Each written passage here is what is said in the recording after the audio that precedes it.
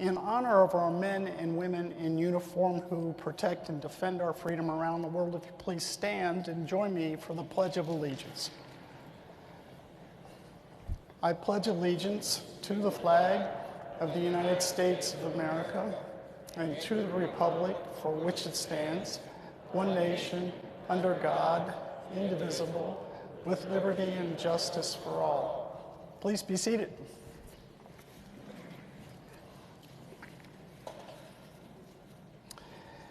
Before we get started, there are just a few people in the audience that I'd like to recognize this evening, and I'd like to start with former Congressman Elton Gallegly and his wife Janice. Elton, Janice.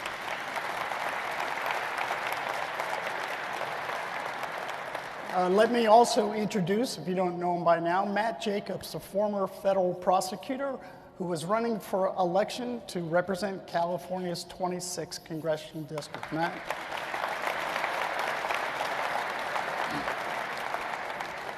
A quick bit of news before we get underway. I want to share with you that this morning our foundation honored Ukrainian President Zelensky with the Reagan Freedom Prize.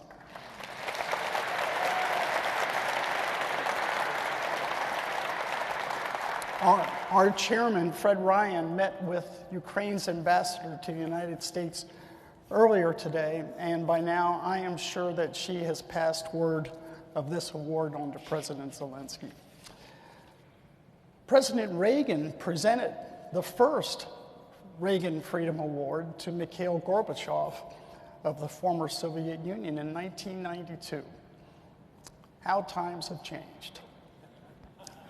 30 years later, the award will be going to President Zelensky, who's fighting a tyrant trying to glue the Soviet Union back together again.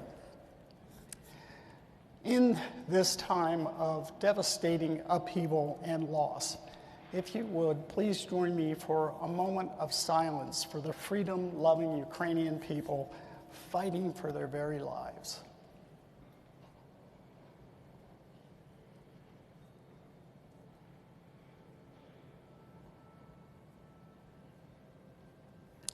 Thank you. Reagan Library regulars will know that the title of this, our most prominent speaker series, A Time for Choosing, comes from a speech in October 1964 that launched Ronald Reagan's political career. It was a speech so pivotal that around here, we simply call it the speech. And with that springboard, a full 16 years later, Ronald Reagan would go on to transform a party and change a nation. Today, that party, the Republican Party, is facing its own time for choosing. As it moves forward, the party is confronted with some fundamental questions. What should it stand for? What are the Republican philosophies we can all agree on? What direction will it take? Is there still room for a Reagan-esque optimism in today's GOP? Since last May, we have heard from former House Speaker Paul Ryan, Vice President Mike Pence, Secretary Mike Pompeo, Governor Chris Christie, Ambassador Nikki Haley, and just last month, former Reagan speechwriter Peggy Noonan. They addressed those questions and offered their perspectives. But already, our world looks vastly different from when this series began. Elections in Virginia and New Jersey have added more to the conversation. Our nation is now running headlong into higher inflation, and leadership at the White House has blamed the malaise of the American people for much of our woes. Sound familiar, Reagan fans? We all know that President Reagan's most recognizable legacy involves ending the Cold War, which brought down the Berlin Wall and lifted the Iron Curtain. Now, authoritarians abroad have grown more assertive, even invading Ukraine, an independent democracy. Now, American and allied leadership is required to prevent a new Iron Curtain from descending over Eastern Europe. In this context, we welcome another important voice to the conversation, Senator Tom Cotton of Arkansas. He served his country in uniform and has been shaped by the experience. And he's been a friend of the Reagan Foundation and Institute for some time. We were honored to welcome him to the library just over 2 years ago to discuss his terrific book, Sacred Duty, which is worth a read. Senator Cotton was originally scheduled to join us in January, but frankly, given the events of the past 2 weeks, I am glad that he had to reschedule, because now we have the benefit of hearing from him on the crisis in Ukraine as well. In this series, we're not asking people to look to the past, even if history seems to be repeating itself in some ways. Rather, we're after answers and ideas focused on what's ahead. Where do we go from here? Or to borrow a famous question from the speech that launched Ronald Reagan's political career, how will we preserve for our children this, the last best hope of man on earth? That question rings differently today than it did just a few days ago. To answer these fundamental questions, please join me in welcoming to the Reagan Library the courageous United States Senator from Arkansas, Tom Cotton.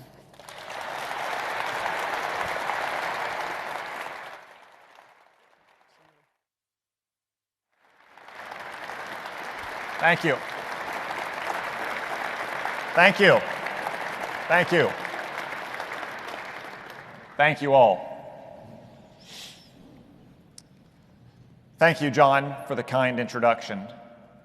Thank you all for the warm welcome. It's a great honor to be speaking again at the beautiful Ronald Reagan Presidential Library. It's sadly fitting that we gather tonight at this monument to the great man who defeated Soviet Russia, brought down the wall, and raised the Iron Curtain. For today, a new Iron Curtain threatens to fall upon Ukraine.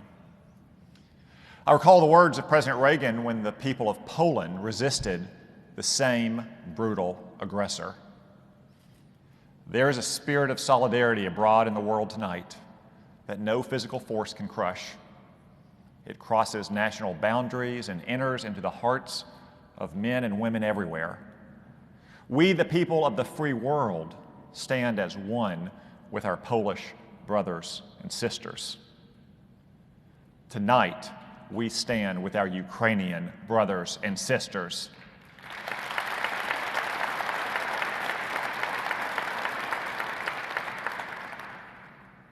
I was invited tonight to offer my thoughts on the future of our party. I know the war in Ukraine is foremost on our minds, and I'll have more to say shortly. But a strong America abroad depends on a strong America at home. And that, in turn, depends on a strong Republican Party. 2 presidents helped make me a Republican. Growing up on a small farm in Arkansas, the first, unsurprisingly, was Bill Clinton. But the second was Ronald Reagan, the first president I can remember. I was too young to follow the political dramas of the Reagan presidency, but I recall the feelings he inspired in my young mind. Confident and safe from the Russian threat, comforted after the Challenger disaster, proud of America and optimistic about our future. But Reagan's greatness went beyond the feelings he inspired. Many people talk about President Reagan's optimism, but he wasn't simply an optimistic person. Rather, he helped build a nation that had good reason to be optimistic. No doubt the smile and Hollywood charm helped, but it was his ideas, his patriotism, and his unerring strength that revitalized the American dream. Ronald Reagan understood what every office holder must remember. We are elected first and foremost to protect the American people, their prosperity, and their freedom.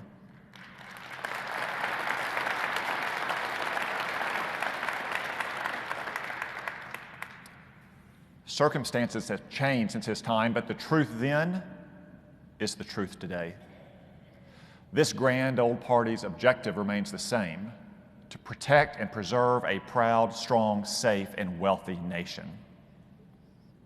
Yet some believe we've reached a crossroads.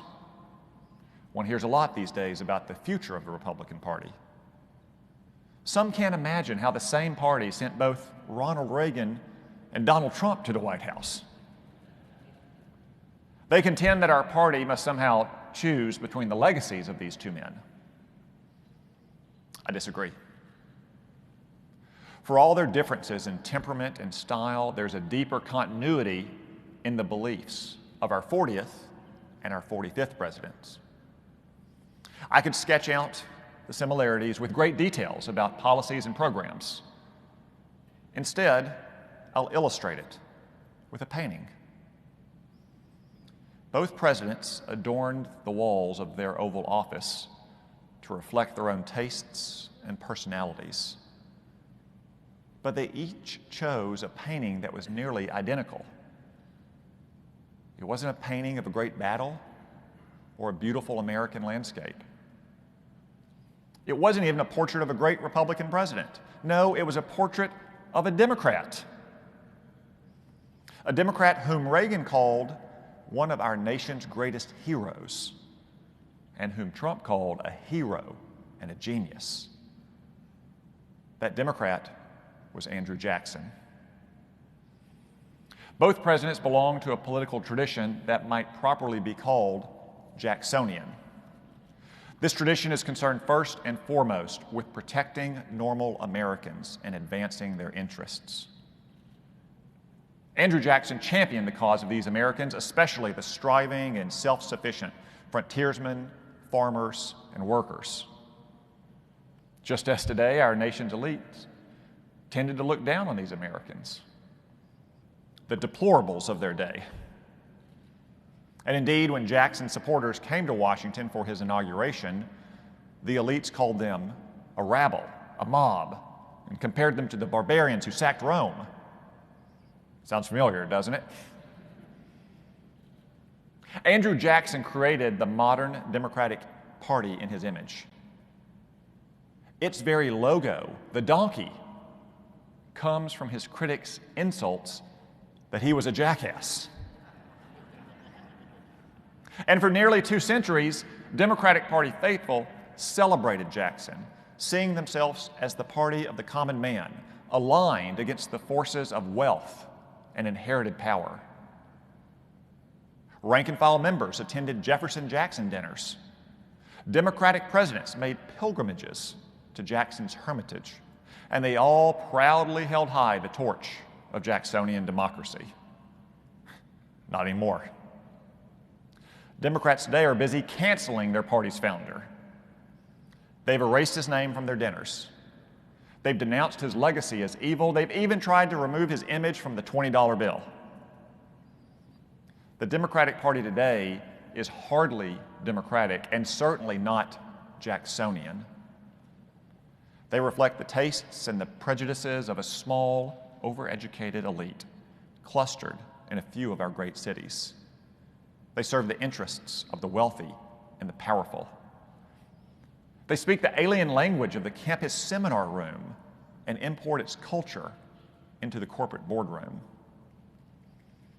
While Democratic intellectuals attack our history, their street militias attack our heroes.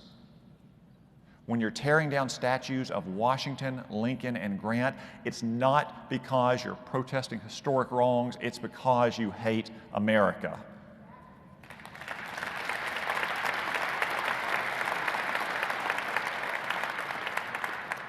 The Democratic Party has abandoned the soul of Jacksonian democracy, grounded in a deep and simple love of country, community, and American culture. They have cast aside those attributes embodied by the likes of Jackson and Washington: duty, honor, loyalty. The Republican Party has assumed the mantle of this proud, patriotic, and populist tradition. We're the party of the common man, the worker, the farmer, the cop on the beat. Unlike Democrats, we remember the forgotten man. We protect and champion his liberty, which of course is the chief reason to have a government in the first place, as our founders understood. We protect every American's right to speak their mind, worship their God, own their gun, and to keep the bread that they earn from the sweat of their own brow.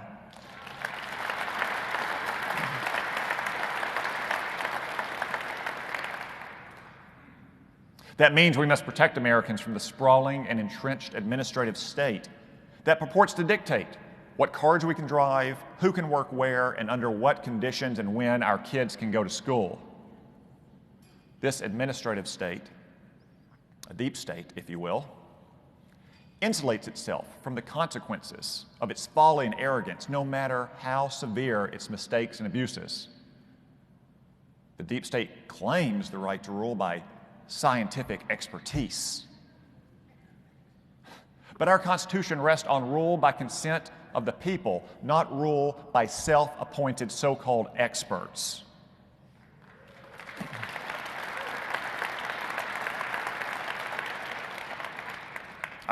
Our party must hold deep staters accountable, ensure that they serve the public, not the other way around. And when we must return power to elected legislators precisely because they are accountable to the people, just as our founders envisioned. And after 2 years of painful lockdowns and mandates, I know just where to start to make an example. Tony Fauci should be fired and held accountable for lying to Congress and the American people.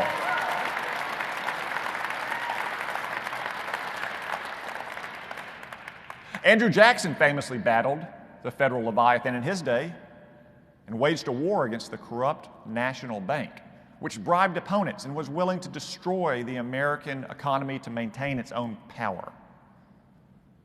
The administrative state is as determined today as the National Bank was then. In response, we must show the same firmness that Jackson demonstrated when he warned, "The bank is trying to kill me, but I will kill it." He made good on that promise, and we must make good on the promise to rein in the administrative state. Now, as conservatives, we must also remember that the government is not the only threat to liberty.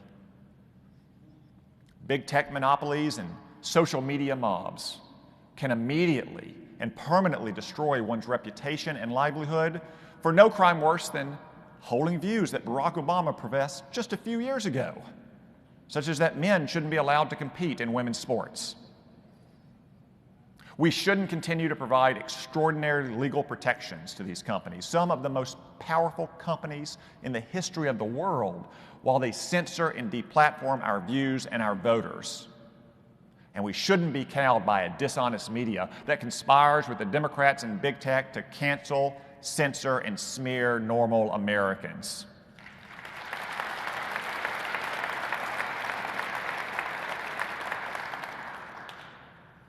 Republicans must not only protect our liberty, but also transmit it to the next generation. Yet our education system is failing utterly to do this. It's bad enough that so many of our schools were closed at the behest of Democrats and their bosses in the teachers' unions. On behalf of America's parents, the Republican Party should make clear that shutdowns and mask mandates will never return and our kids will get back to normal.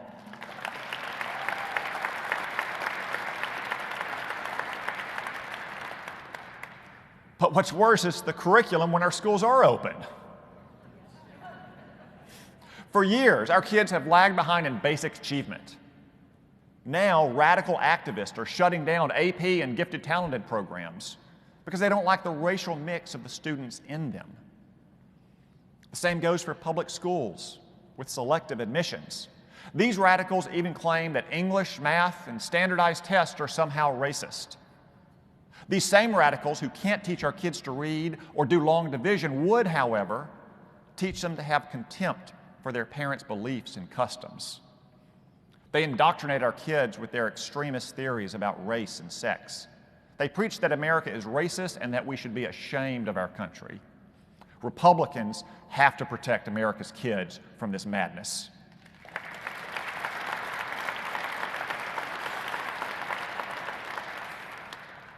As Reagan understood, a nation cannot long survive if its school children don't learn basic skills, but do learn to hate their country.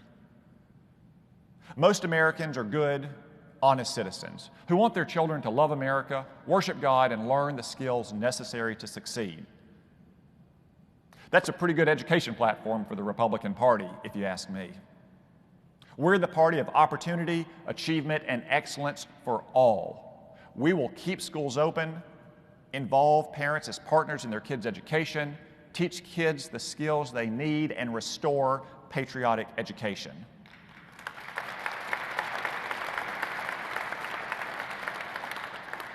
And we'll remove critical race theory from our schools and teach our kids to venerate our Declaration of Independence and Dr. Martin Luther King's dream. If the public schools can't do these things for you, we'll be sure you have a choice to send your kids to charter schools or religious schools or teach them at home.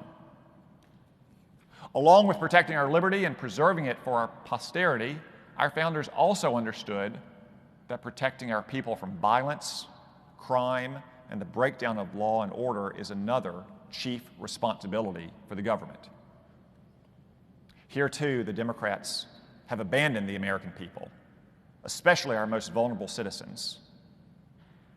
In many Democratic-run cities, prosecutors simply refuse to prosecute.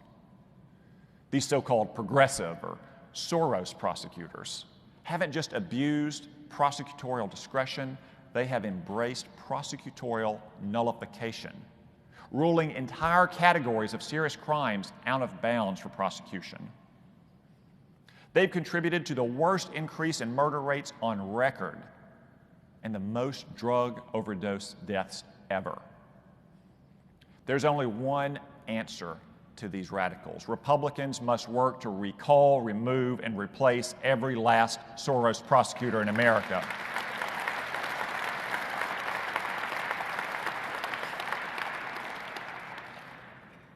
This growing crime wave is also fueled by the single largest exodus of criminals from jail in our history. The U.S. prison population dropped by more than 400,000 inmates in 2020 alone.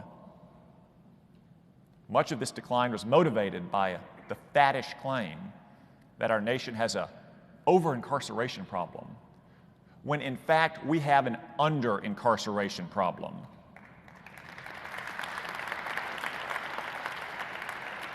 Because nearly half of all murders and the vast majority of other crimes go unsolved. Sadly, some in our party have contributed to this over-incarceration myth. With the best of intentions, but a dangerous naivete, they have aligned with the Democratic Party on questions like incarceration rates and mandatory minimums.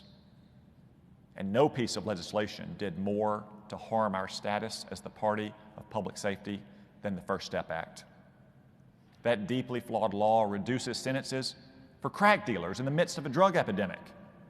It granted early release to child predators and carjackers and gang members. For 4 years, I led the fight against the First Step Act when nearly everyone was on the other side, including former President Trump in the worst mistake of his tenure. What I predicted then has come true many times over.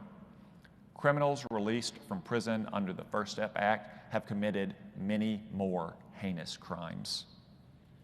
Our party should reverse this and once again put hardened career criminals where they belong, back behind bars.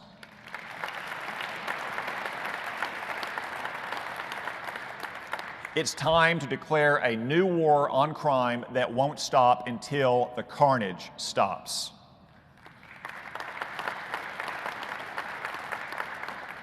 We shouldn't stop until little kids in Chicago and Baltimore are no longer gunned down on their way to school.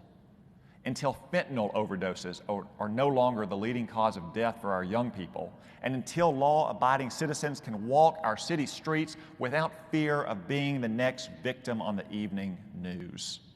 We must not stop until the American dream is no longer mugged, murdered, or strung out in communities throughout our nation.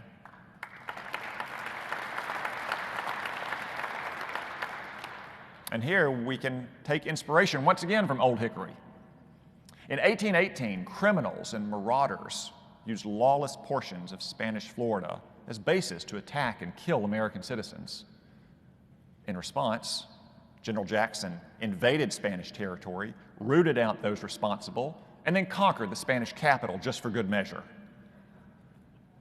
We should show the same resolve in the face of crime and lawlessness today. We must also show unerring resolve when protecting the livelihoods, wages, and jobs of Americans. We must rebuild an economy that works for all citizens, especially the forgotten men and women left behind by decades of open borders, unfettered trade, and globalization. That starts with a basic truth rejected by Democrats and, unfortunately, too many Republicans. We are a nation with an economy, not an economy with a nation.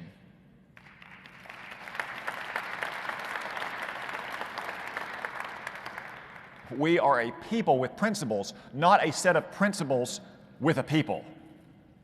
It's often said America is an idea, and it is, but it is far more. America is a real particular nation with real borders and real flesh and blood people who share a language, a history, and a culture.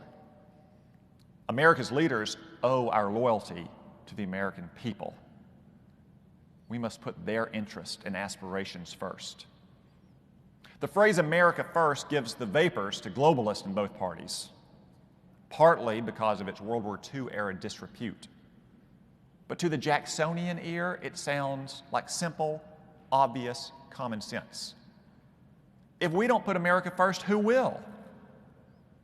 Our party must reject the ideology of globalism, which claims that wide open borders and wide open markets are the path to prosperity for all.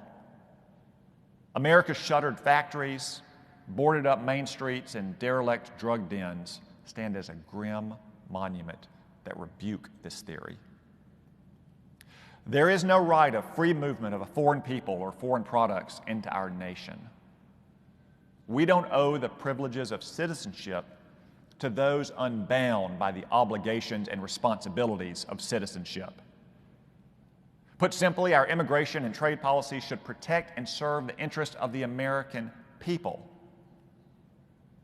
America has always welcomed immigrants who share our principles, want to assimilate to our customs, and bring valuable skills that enrich our country. Many immigrants are our greatest patriots, leaving behind impoverished, dangerous, and unfree countries for this land of hope. America takes great pride in them, their accomplishments, and their attachment to our shared nation. But the level of immigration, legal and illegal, has been too high for too long. And too many immigrants come here without needed skills or any means of support. They're admitted instead by the random chance of geographic proximity or family connections. We must reform our legal immigration system by ending chain migration, which allows a single migrant to bring in extended family members who in turn do the same. When so many impressive and highly skilled foreigners yearn to immigrate, it's both unfair and unwise to admit new immigrants solely because of ties of blood. We should allow immigrants to bring their spouses and minor children, but that's where the chain should end. We should replace chain migration with a skills-based system that selects immigrants with valuable skills, English language ability, and the like. As for illegal immigration, I propose a simple guiding principle. The right amount of illegal immigration is 0.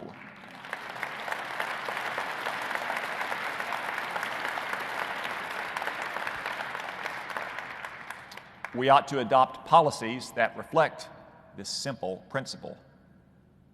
We should start by calling the border crisis what it is, a national emergency.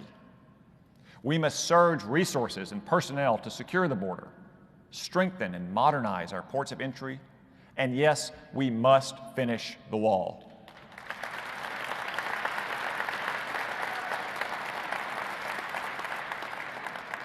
We must also change the antiquated asylum system that allows cartels, traffickers, and illegal aliens to game the system and play our nation for suckers. The vast majority of illegal immigrants are economic migrants looking for jobs, so we must turn off the jobs magnet and mandate E-Verify.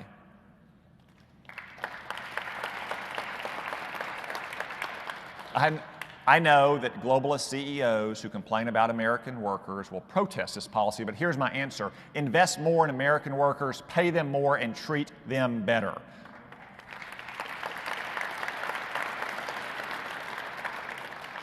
The days of importing their replacements must come to an end.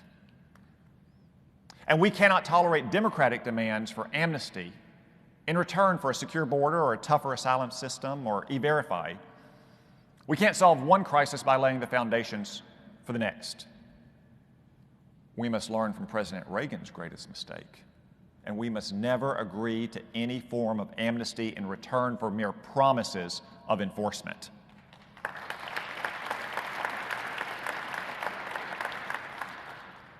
For too long, cheap foreign labor, legal and illegal, has flooded our economy, driving down wages and driving many Americans out of their jobs.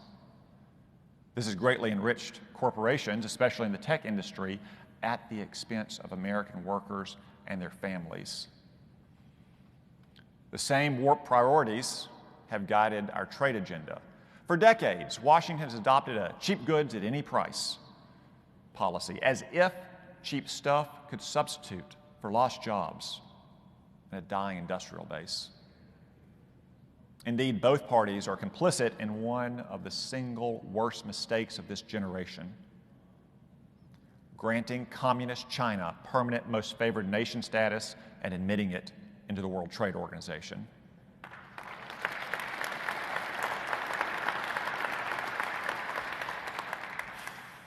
Now China is our most dangerous enemy. And since then, China's economy has grown 12 times over. China is now the largest exporter in the world and controls over a quarter of global trade. It's done so by waging a brutal economic world war. The Chinese Communist Party has committed every economic crime in the book: product dumping, intellectual property theft, illegal subsidies, economic espionage, currency manipulation, even using slave labor. No country has been harmed more by China and its crimes than our own. China's entry into the WTO in 2001 began a hollowing out of America's industrial base, economy, and working class. Many states, like mine, have lost a quarter of their manufacturing jobs. Factories closed, families splintered, and opportunities crumbled. The opioid crisis filled the void left in so many lives. In the name of security, fairness, and justice, and prosperity for our people, it's time to end our economic reliance on China.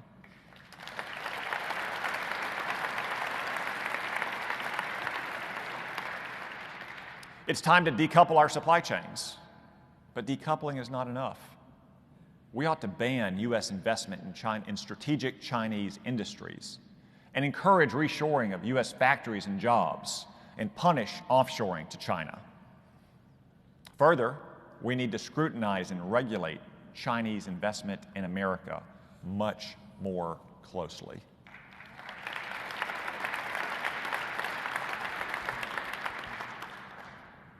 Some of our orthodox libertarian friends may say that all this violates the principles of free trade. Perhaps it does. But whereas libertarian ideas have helpfully shaped domestic tax and regulatory policy, these ideas often falter in a world of borders. There's no natural level of people, goods, or money moving across borders. It's a policy choice that must be made by the people and their representatives.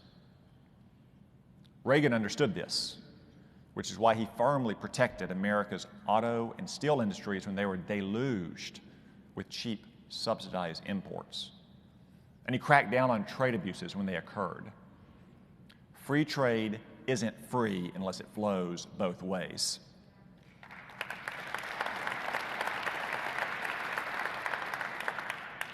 China isn't engaged in free trade, not even close, and therefore it's not entitled to preferential market access in America. But despite all the recent tough talk, too many in Washington are still championing trade with China. Just last year, at the last minute, leaders of both parties dumped a massive, several hundred-page amendment into an allegedly anti-China bill in the Senate. This amendment slashed tariff rates on hundreds of Chinese-made products.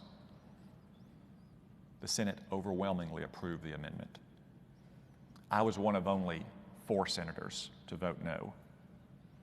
Such trade concessions to the Chinese Communist Party should never happen again.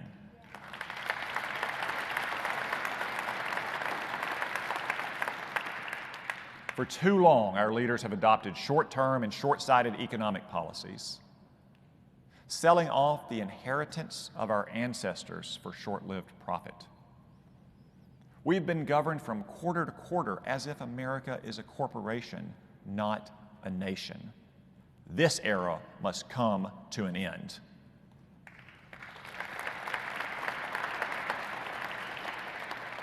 Our economic policy should enrich the lives of Americans in this generation and the next.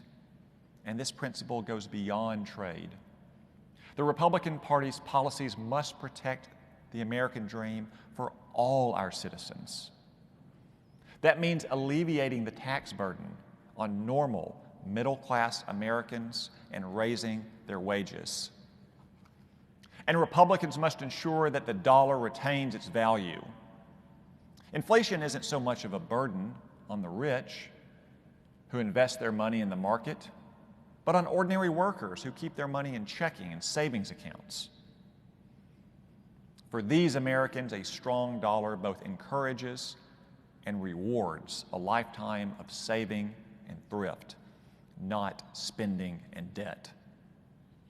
The Republican Party must always remain the party of work, protecting the opportunity to work, the dignity of work, and the value of work. We support policies to protect the truly needy, orphans, the elderly and infirm, and those with genuine disabilities. These are our neighbors in need, and we have a duty to help them. Likewise, we must defend Medicare and Social Security. American workers deserve a secure retirement after a lifetime of hard work and paying taxes. We must oppose risky Democratic plans like Medicare for all, which in truth would be Medicare for none.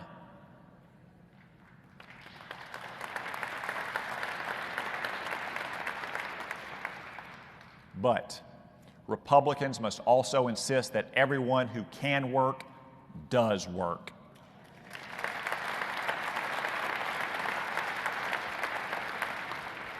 The hardworking Americans that we represent expect that of their fellow citizens, and they expect us to protect good jobs and honest wages.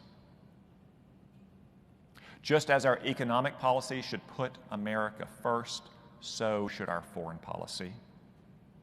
Our citizens deserve a foreign policy that puts their interests over ideology, that does not seek war but will not tolerate defeat, that deters foes and rewards allies, and that understands the purpose of our military is to destroy adversaries, not to build nations.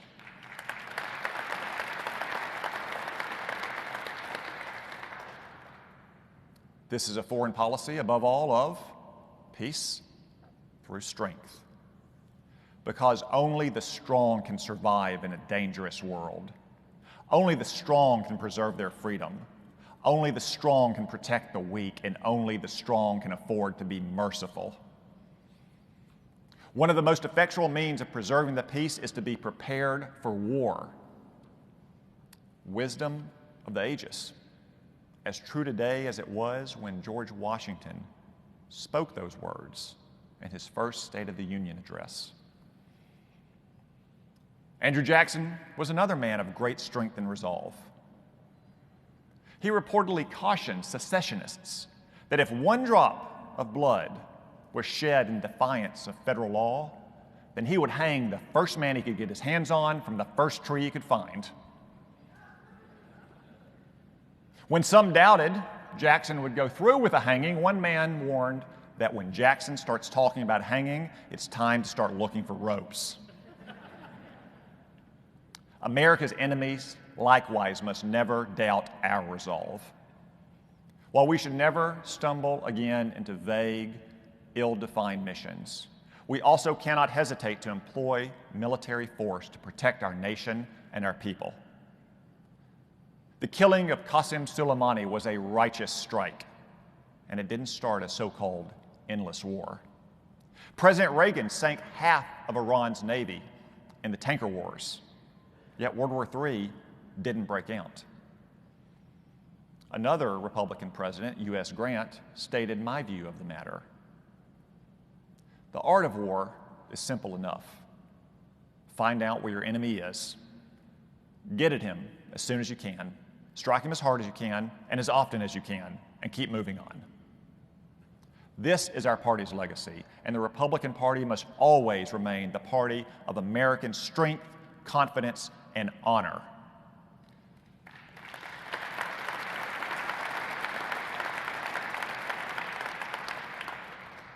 Because weakness invites war and strength deters it.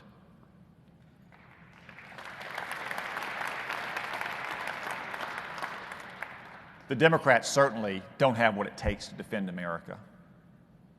Just last year, Joe Biden recklessly withdrew from Afghanistan, throwing away 2 decades of American sacrifice. He abandoned hundreds of Americans and thousands of brave Afghans who fought alongside us. Our Afghan allies were left at the mercy of barbarians. President Biden's incompetence cost us 13 brave American troops, and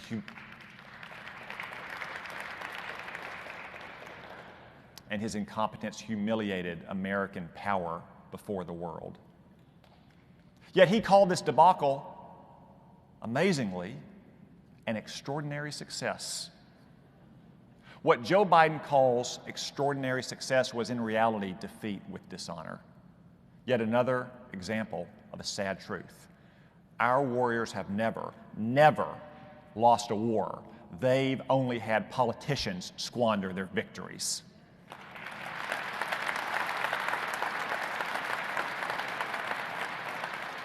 And Republicans must never allow it to happen again.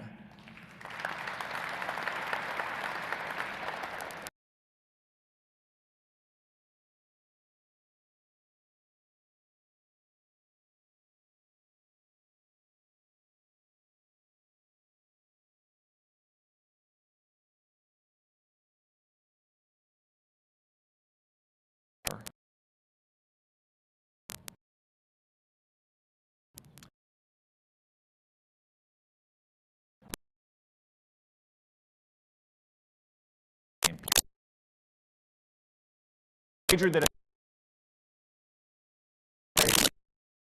centuries in that was no Biden had signaled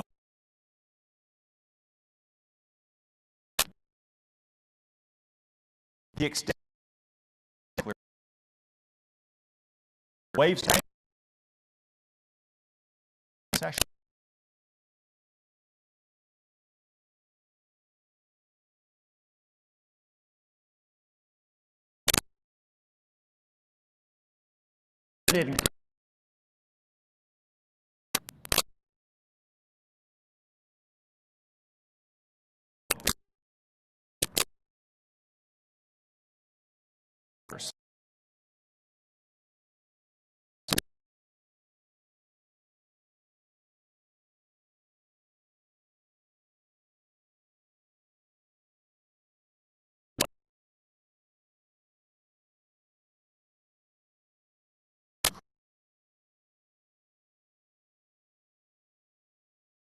children.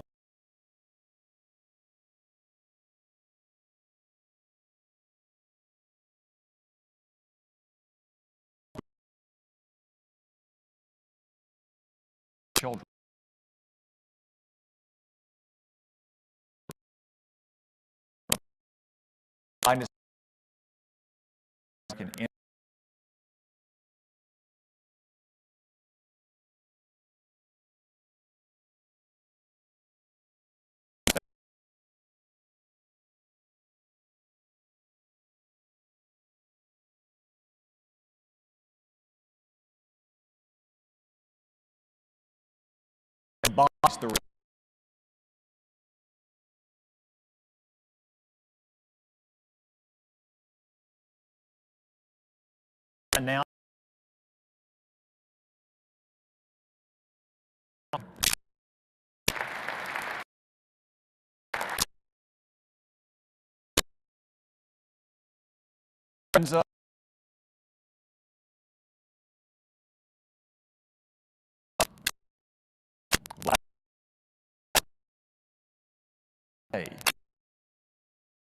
naked war.